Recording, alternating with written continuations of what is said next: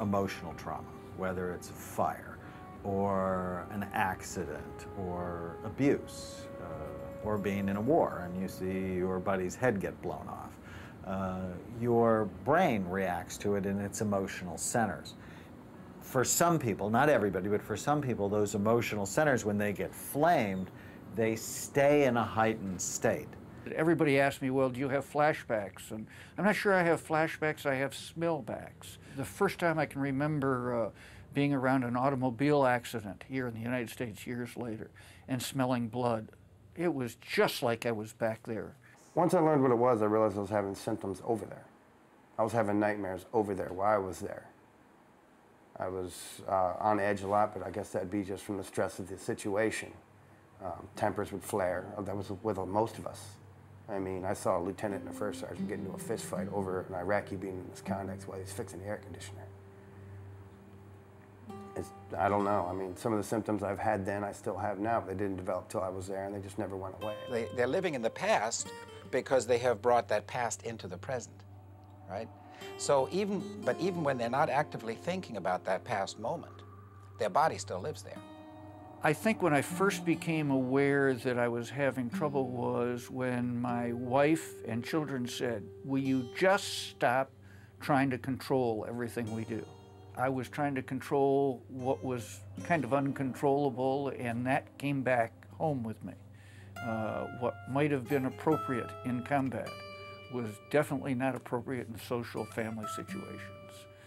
I didn't recognize it though, until, I mean, it was years later and my family broke up and it ended in divorce, and it was pretty emotional for me. The emotional area that we see, we actually call it a diamond pattern. And at the top of the diamond is an area called the anterior cingulate gyrus. It's the part of your brain that allows you to go from thought to thought, move from idea, to shift your attention. And when we see that works too hard, people tend to get stuck on negative thoughts or negative behaviors. And clearly PTSD is you get stuck on the trauma. At the middle part of the diamond, the two side parts, is the basal ganglia. And the basal ganglia, our experience is that it's heavily involved with anxiety. And clearly you're tense and you can't let go. And the bottom of the diamond is called the thalamus, part of the limbic system.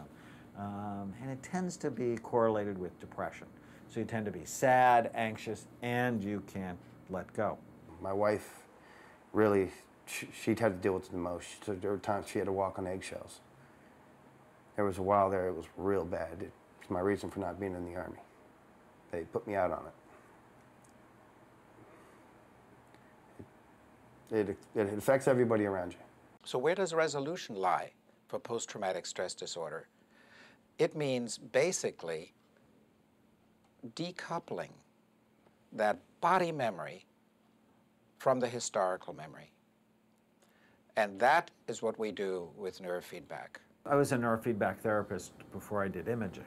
In fact, it's part of the road that got me to imaging. Doing neurofeedback taught me to look at the brain and to go about changing it.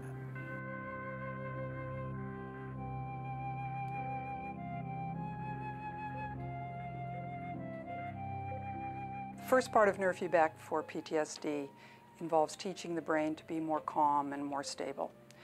Particularly the right brain, which is hyper-aroused with PTSD. The right brain controls our awareness and response to the world around us, and that is inflamed, that is over-aroused in PTSD. And so we need to do a lot of calming so the person feels better, sleeps better, is less emotionally reactive, and so forth. At the beginnings, it was just, relax, lay back, keep your eyes on it, and your brain will do most of the work. And then later, he wanted me to think about certain things that upset me and bugged me, and some things that didn't. I can remember just being in it normally, and all of a sudden, first of all, I smelled just this wonderful air, like I'm sailing, and what a fresh breeze, and all of it, and I felt not lightheaded, but just clear as a bell and calm, and everything was just, I understand, it's easier, but I didn't understand anything. It was just, wow, what has just happened to me? And, when I realized that this was going, it didn't go away. It just stayed there. And then over the next few sessions, I wouldn't have to wait for 10 minutes into a 30-minute session or 40-minute session for it to start. In 90 seconds, I would start feeling this thing, and it would last the whole time. And this was good. The first part of neurofeedback for PTSD is to teach the brain to be calm and stable. The second part is to allow the brain to access and resolve the traumas. The power of alpha theta, or our deep state training, is that the neurofeedback takes the brain to this deep state between awake and asleep and holds it there. And in that deep state, we are out of our thinking, reactive mind. We're in a calm, safe place. And then the deeper fears, traumas, and so forth can surface internally, be seen and be processed, and be stripped of their emotional charge. I could